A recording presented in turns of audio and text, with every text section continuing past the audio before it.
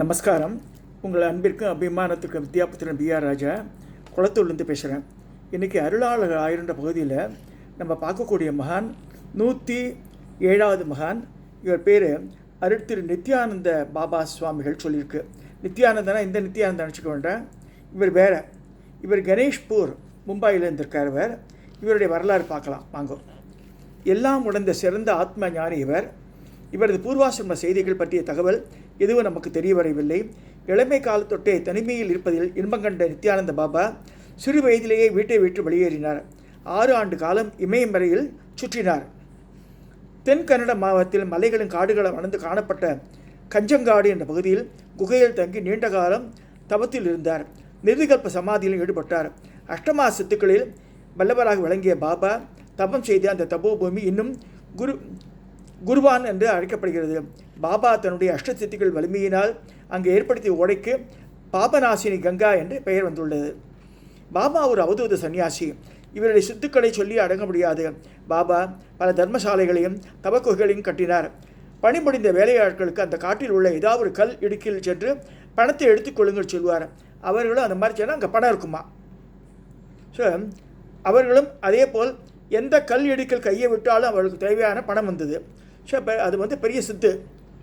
பாபா சுவாமிகள் தர்மஸ்தலா, காடல், முல்கி, உடுப்பி, பஷ்பித்ரி, கஞ்சங்காடு, காசர்காடு, பாந்த்வார், கோகர்ணம் போன்ற இடங்களுக்கெல்லாம் அவதூத நிலையிலேயே கால்நடை பயணமாக யாத்திரை மேற்கொண்டார்.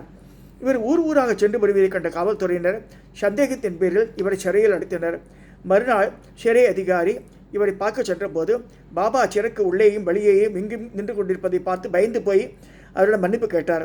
நித்யானந்த பாபா பவஞ்சா நதியின் மேல் அடிக்கடி நடந்து செல்வார்.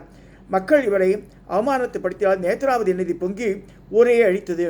கடைசியில் பாபா அங்கு ஆற்றின் சீற்றத்தை அடக்கி அமைதிப்படுத்தினார். பின்னர் கர்நாடகாவில் உள்ள மராட்டிய மாநிலத்தில் வஜ்ரேஸ்வரம் என்ற ஊருக்கு வந்தார். அங்கு எழுந்திலுள்ள வஜ்ரேஸ்வரி அம்பாள் ஆலயத்தில் நித்யானந்த பாபா பலகாலம் தபம் செய்திருக்கிறார். இந்த ஆசிரமத்துக்கு நான் 3 தடவை போயிருக்கேன். இந்த வஜ்ரேஸ்வரி ஊர் பேரே வஜ்ரேஸ்வரி. இதுலேருந்து தானாலேருந்து மும்பாய்க்கு வர இடத்துல வரும்.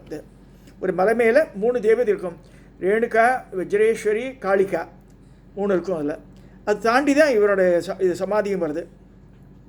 அங்கே வெந்நீர் ஊற்றெல்லாம் கூட இருக்குது. இப்போ அந்த கிராமத்தில் இந்த கணேஷ்புரி என்ற இடத்தில் சிவாலயத்தில் புதுப்பித்தார். இந்த சிவன் கோவிலுக்கு நான் போயிருக்கேன். நித்யானந்த பாபா பெரிய உருவமும் கருப்பு நிறமும் உடையவர். அகன்று பறந்த நெற்றியை உடையவர். ஒளிபெருந்திய கண்கள், சங்கு போன்ற காதுகள், முற்றும் திறந்த மனம், அளவில்லா ஆன்ம ஞான குணம், அஷ்டமா சித்திகள் நிறைந்த ஆன்மீக சரீரம், ஆத்மானுபவம் நிறைந்த பாபா எப்பொழுதும் தன்மையிலேயே வாழ்ந்து வந்தார். எப்பொழுதாவது சிரிப்பார், விடியற் காலையில் குளிப்பார், சிறிதளவே உண்பார், எப்பொழுதும் மௌனத்திலேயே இருப்பார். தமிழ், தெலுங்கு, இந்தி, மராத்தி, கன்னடம், மலையாளம் போன்ற மொழிகளை அறிந்தவர் பாபா.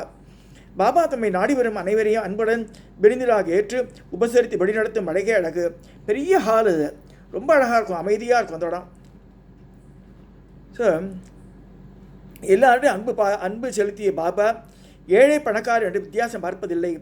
தங்கள் குறைகளை திருக்கும்படி தன்னை நாடி வருள்ளும் பாபா இறைவன் மீது ஆழ்ந்த பற்றுக்களை வையுங்கள் என்று தானாகவே நல்லபடியாக நடக்கும் என்பார்.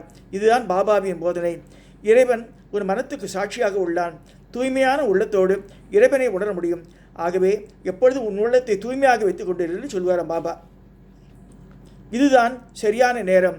உன்னுடைய புத்திசாலித்தனம் உன்னை விட்டு விலகட்டும். கெட்ட எண்ணத்திலும் தீயவற்றிலும் புத்தியை செலுத்தாதே. உன்னுடைய கிழத்தன்மைக்கும் மரணத்திற்கும் நீயே பொறுப்பு. உலக இன்பங்களுக்கு அப்பால் விலகிச் செல். உன் குருநாதரை போற்றி வணங்கு. ஒரு நாள் திடீரென்று பாபா, எனக்கு வந்த வேலை முடிந்து விட்டது, பரமரிடமிருந்து அழைப்பு வந்து விட்டது என்று சொன்னார். ஆத்ம ஞானிகள் தம் சாதனை முடிந்தவுடன் பரத்திலிருந்து ஒரு சமிக்ஞை கிடைக்கும். அந்த குறிப்பை அறிந்தவுடன் அவர் மகா மௌனியாகி விடுவார்கள். தன் அங்கத்தில் உள்ள எல்லா பகுதிகளும் அன்போடு ஆறுதல் அளிப்பார்கள். நித்யானந்த பாபா சிவ ஐக்கியத்திற்கு பரமனோடு ஒன்று கலத்தல் தம்மை தயார் செய்ய முற்பட்டார். உண்பதை அறவே தவிர்த்துவிட்டு நீர் மட்டும் பருகி வந்தார். அவருடைய உடல் இழைத்தது. தன் உடலை நீட்டு போவதில் அதிக கவனம் செலுத்தினார். குரு பூர்ணிமா அன்று தன்னுடைய எல்லா சீடர்களுக்கும் பக்தர்களுக்கும் தரிசனம் கொடுத்தார். பொதுவாக மகான்கள் சித்தியை அடைந்த பிறகு பிராணசக்தி அவர்கள் உடலை விட்டு வெளியே செல்வதில்லை. அவர்கள் சிரசில் சகசிராரத்தில் தங்கிவிடும். பாபாவின் உடலை தாமரை வடிவில் அவர் எப்பொழுதும் உட்காரும் ஆசனத்தில் வடக்கு நோக்கி உட்கார வைத்தார்கள். அவர் உடலுக்கு அபிஷேகம் செய்யப்பட்டது. எல்லோரும் ஓம் நமோ பகவதியே நித்யானந்தா என்று மந்திரத்தை கோஷமாக முழங்கினர். சுவாமிகள் ஆரம்பத்தில் தங்கியிருந்த வைகுந்தா என்ற இடத்தில் அவருக்கு சமாதி பீடம் ஏற்படுத்தப்பட்டது. 30 ஆண்டு காலம் கணேஷ்புரியில் மிகப்பெரும் ஆன்மீகத்தை பரப்பியிருந்த பாபா அந்த ஞானச்செம்மல் சமாதி கொண்டிருக்கும் இடத்தை பல்லாயிரக்கணக்கானோர் இன்று தியானம் செய்து கொண்டிருக்கின்றனர். அதுவும் நான் நேராக பார்த்த அவை. இந்த சம்பிரதாய முறைப்படி பூஜைகள் நடந்து வருகின்றன. பிளவு வருடம் ஆடி மாதம் 24ஆம் நாள் 8/8/1961ஆம் ஆண்டு செவ்வாய்க்கிழமை அன்று காலை 10:40 மணிக்கு திருவாதிரை நட்சத்திரன்று இவர் ஆன்மா உடலை விட்டு சிவ ஐக்கியத்திற்கு சென்றது. இந்த தானா போகிறப்பா போய் பார்க்கலாம். அது பாம்பேலேருந்து தானாக்கு வருவோம் இல்லையா, அந்த இடத்துல நடுவில் வருது. இது வஜ்ரேஷ்ன்ற இடம், அழகான இடம். அது ஒரு 100 படிகள் மலை குன்றாட்டம் இருக்கும்.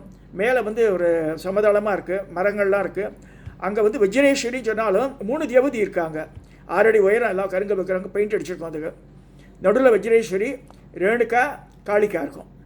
கட்டாயம் பார்க்க வேண்டிய இடம், பார்த்துட்டு வாங்க.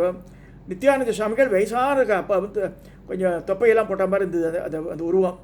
அவருடைய உருவம் வச்சுருக்கா அந்த இடத்துல. கட்டாயம் பார்க்க வேண்டிய சன்னதி, பார்த்துட்டு வாங்க.